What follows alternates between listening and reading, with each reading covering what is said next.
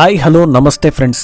ಕರ್ನಾಟಕ ರಾಜಕೀಯದಲ್ಲಿ ಅತ್ಯಂತ ಸುದ್ದಿಯಲ್ಲಿರೋ ಯಾವಾಗಲೂ ಸೌಂಡ್ ಮಾಡೋ ರಾಜಕೀಯ ನಾಯಕರ ಪೈಕಿ ಚಿಕ್ಕಬಳ್ಳಾಪುರ ಶಾಸಕ ಪ್ರದೀಪ್ ಈಶ್ವರ್ ಕೂಡ ಒಬ್ರು. ತಮ್ಮ ಹೇಳಿಕೆ ನೀಡುವ ಸ್ಟೈಲ್ ಮೂಲಕವೇ ಸದಾ ಸೋಷಿಯಲ್ ಮೀಡಿಯಾದಲ್ಲಿ ಟ್ರೆಂಡ್ನಲ್ಲಿರೋ ಇವರು ಈಗ ಮತ್ತೆ ಸದ್ದು ಮಾಡ್ತಾ ಇದ್ದಾರೆ.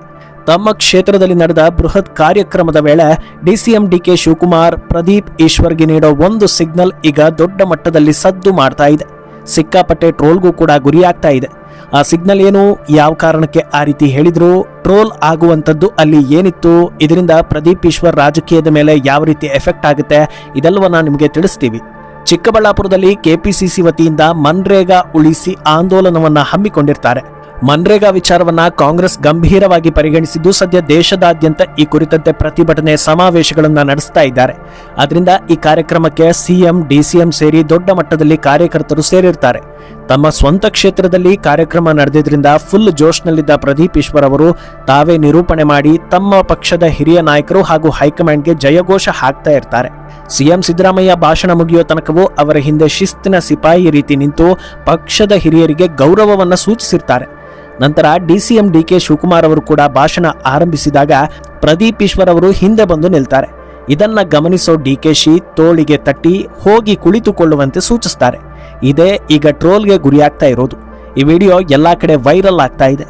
ಟ್ರೋಲ್ ಮಾಡ್ತಾ ಇರುವವರು ಹೇಳ್ತಾ ಇರೋ ಪ್ರಕಾರ ಇದೊಂಥರ ಇರಲಾರದೆ ಇರುವೆ ಬಿಟ್ಟುಕೊಂಡಂತೆ ಆಯ್ತು, ಸುಮ್ನಿರೋದನ್ನ ಬಿಟ್ಟು ಅತಿಯಾಗಿ ಮಾಡೋದಕ್ಕೆ ಹೋಗಿ ಡಿಸಿಎಂ ಕೈಯಲ್ಲಿ ಬೈಸಿಕೊಂಡಿದ್ದಾರೆ, ಇದೆಲ್ಲ ಬೇಕಿತ್ತಾ ಅಂತ ಕೇಳ್ತಾ ಇದ್ದಾರೆ.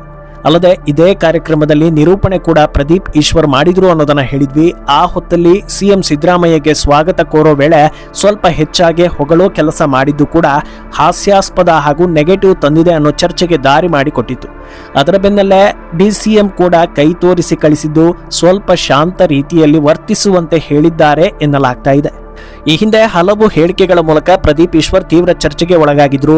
ವಿಪಕ್ಷ ನಾಯಕರ ಜೊತೆ ಜಟಾಪಟಿ ಒಂದು ಕಡೆ ಆದ್ರೆ ಸೆಷನ್ ಒಳಗೆ ಸ್ಪೀಕರ್ ಯುಟಿ ಖಾದರ್ ನೇರವಾಗಿ ಪ್ರದೀಪ್ ಈಶ್ವರ್ಗೆ ಹಲವು ಸಲ ಎಚ್ಚರಿಕೆ ಕೊಟ್ಟಿದ್ದು ಕೂಡ ಟ್ರೆಂಡಿಂಗ್ ವಿಡಿಯೋ ಆಗಿತ್ತು.